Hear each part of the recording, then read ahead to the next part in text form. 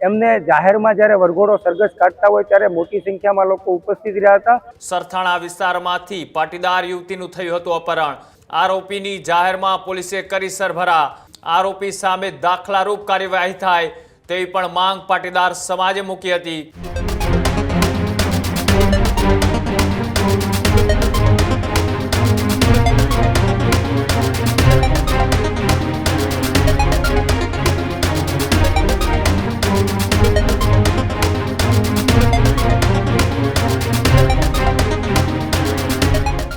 સમાચારોમાં આગળ વાત કરીએ સુરતની તો સુરતમાં આજથી 40 દિવસ પહેલા એક પાટીદાર સમાજની સગીર યુવતીનું અપહરણ થયું હોવાના આરોપ લાગ્યા હતા અને સુરતની પાટીદાર યુવતીના અપહરણનો મામલો સરથાણા વિસ્તારમાંથી પાટીદાર યુવતીનું થયું હતું અપહરણ।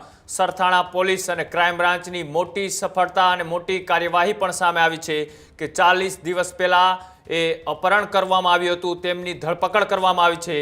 अपहरण करनार 26 वर्षीय अरविंद पंचासरानी धरपकड़ करवामां आवी छे। धरपकड़ करायेला आरोपीने जाहेरमां छे ते वरघोड़ो काढवामां आव्यो।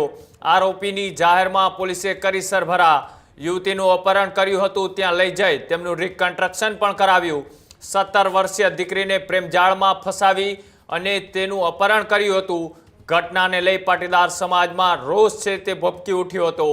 पोलीसनी कामगीरीने समाजना लोकोए વધાવી છે। समाजना लोकोए कामगीरी बदल ए पोलीस पर पुष्पवर्षा करी हती। आरोपीनो वरघोड़ो काढवामां आवे तेवी मांग ए समाजना આગેવાનોએ મૂકી હતી। आरोपी सामे दाखलारूप कार्यवाही थाय तेवी पण मांग पाटीदार समाजे मूकी हती। अन्य कोई व्यक्ति आ प्रकारનું કૃત્ય ન કરે તેવી દાખલારૂપ સજાની પણ માંગ મૂકવામાં આવી છે। જે રીતના એ વિજય માંગુકિયા કે જેઓએ આજથી 2-3 દિવસ પહેલા સુરત પોલીસને મળી અને આ કેસની તપાસ એ ક્રાઇમ બ્રાન્ચને સોંપવામાં આવે તેવી માંગ કરવામાં આવી હતી અને ક્રાઇમ બ્રાન્ચને તપાસ સોંપતાની સાથે જ 2 દિવસની અંદર જ આ યુવતીનું જેમને અપહરણ કર્યું હતું તે વ્યક્તિને પોલીસે પકડી પાડ્યો છે। ત્યારબાદ તેમનો વરઘોડો પણ કાઢવામાં આવ્યો।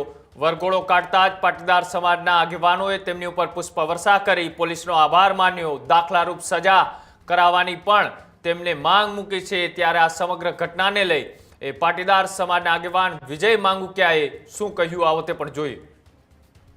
17 વર્ષની સગીરાનું અપહરણ કેસની અંદર આજે સુરત ક્રાઇમ બ્રાન્ચે રિકન્સ્ટ્રક્શન કર્યું હતું ને સૌ મોટી સંખ્યાની અંદર લોકો ઉમટી પડ્યા હતા જોવા માટે કે આ નરાધમનું જ્યારે સરઘસ કાઢ્યું છે, જ્યારે આ સમાજની વ્યવસ્થાને ખોરવવાવાળા આ સામાજિક જે દૂષણો છે, જે સમાજ આ નરાધમો જે છે એમને જાહેરમાં જ્યારે વરઘોડો સરઘસ કાઢતા હોય ત્યારે મોટી સંખ્યામાં લોકો ઉપસ્થિત રહ્યા હતા અને સુરત ક્રાઇમ બ્રાન્ચના કામગીરીને અમે વધાવીએ છીએ।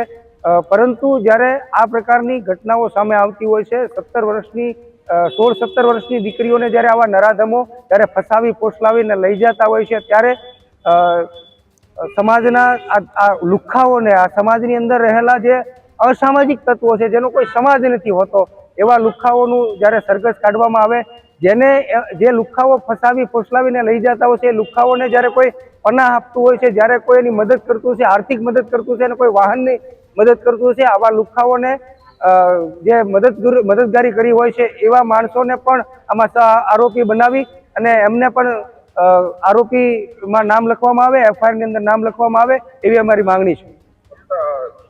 આરોપી પરણિત છે? જે ચોક્કસ આરોપી પરણિત છે। એને અગાઉ ઇતિહાસમાં પણ આવી રીતે છોકરીઓને ફસાવી ફોસલાવીને ભાગીને લઈ જવાનું કૃત્ય કર્યું છે। ત્યારે હું ચોક્કસ એમનો ઇતિહાસ તપાસવાનું સુરત પોલીસને કહીશ કે આ રીતે આવા નરાધમોનો ઇતિહાસ તપાસી અને એને કડકમાં કડક સજા થાય। આ નરાધમો કોર્ટના માધ્યમથી પણ ન છૂટે એવી મારી વિનંતી છે।